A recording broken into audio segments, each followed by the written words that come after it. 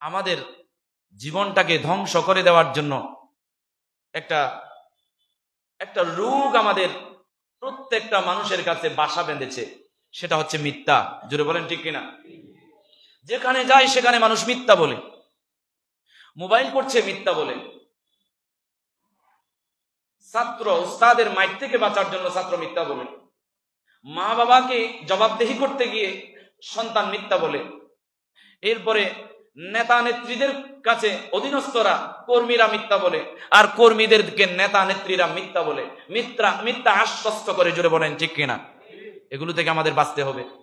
মিথ্যা সম্পর্কে আল্লাহ তাআলা কোরআনুল কারীমে বলছেন, সত্য ও মিথ্যার মিশ্রণ না করার ব্যাপারে বলছেন, ওয়ালা তালবিসুল হক্ক বিল বাতিল ওয়া তাকতুমুল হক্ক ওয়া আনতুম তা'লামুন। তোমরা জেনে বুঝে সত্যকে মিথ্যা দিয়ে মিশ্রণ করো না, ঢেকে ফেলিও না।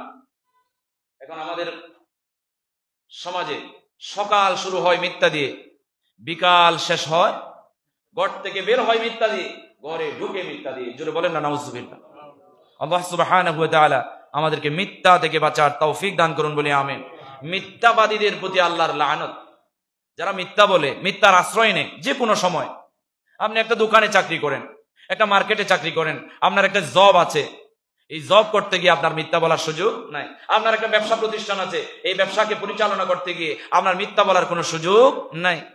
যদি মিথ্যা বলেন, মিথ্যার আশ্রয় নেন, কর্মী মালিকের কাছে, মালিক কর্মীদের কাছে, আর ব্যবসা প্রতিষ্ঠানের মালিক ক্রেতাদেরকে ঠকানোর মাধ্যমে মিথ্যা বলে, এই সমস্ত মিথ্যার আশ্রয় যারা নেয়, আর নেতা কর্মীরা, নেতা নেত্রীরা কর্মীদেরকে মিথ্যা আশ্বস্ত করে করে ঠকায়, এই সমস্ত মিথ্যার আশ্রয় যারা নেয় তাদের ব্যাপারে আল্লাহ সুবহানাহু ওয়া তাআলা বলেন, ফানাজআল লা'নাতাল্লাহি আলাল কাযিবিন। আল্লাহ তাআলা নিজেই স্বয়ং কোরআনুল কারীমে আয়াত নাযিল করে দিয়েছেন, আমি আল্লাহ ওই সমস্ত মৃত্যুকের ঘরের মিথ্যাবাদীদের উপর লানত, অভিশাপ দিলাম। জোরে বলেন নাউজুবিল্লাহ। আল্লাহর যারা মিথ্যা বলে, মিথ্যার আশ্রয় নিয়ে মানুষকে কষ্ট দেয়, মানুষকে ঠকায়, এরকম স্বভাব মানুষের আছে না নাই? এগুলো পরিহার করতে হবে। যদি করতে না পারেন তাহলে মনে করতে হবে আপনার ভিতরে যদি মিথ্যার অসুস্থতা, মিথ্যা যদি আপনার ভিতরে বাসা বাঁধে, তাহলে আপনি আল্লাহর অভিশপ্ত একটা লোক। আল্লাহর অভিশাপ যাদের উপরে আছে তারা কি দুনিয়াতে শান্তি পাবে? আখিরাতে শান্তি পাবে? পাবে না। সত্য গোপন করা ও অপবাদ দেয়া মিথ্যার সমতুল্য। আল্লাহ তাআলা কোরআনুল কারীমে বলছেন, ওয়ামান ইয়াকসিব খতিআতান আও ইসমান সুম্মা ইয়ারমি বিহি বারিআন ফাকাদ ইহতামালা বুহতানা ওয়া ইসমান মুবিনা। আল্লাহ তাআলা কোরআনুল কারীমের আয়াতে বলেন, সূরা নিসার 112 নম্বর আয়াতে, যারা সত্যকে গোপন করে, মিথ্যা অপবাদ দিয়ে যাদেরকে কষ্ট দেয়, সত্যকে গোপন করা আর অপবাদ দেয়া। একজন মানুষের যে অপরাধ নাই তাকে অপরাধী বানানো। বাংলার জমিনে 16.5 বছরে কত ভালো মানুষগুলোকে অপরাধী বানাইয়া, অপবাদ দিয়া, মিথ্যা মামলা দিয়া কত জুলুম নির্যাতনের স্টিম রোলার চালিয়েছে।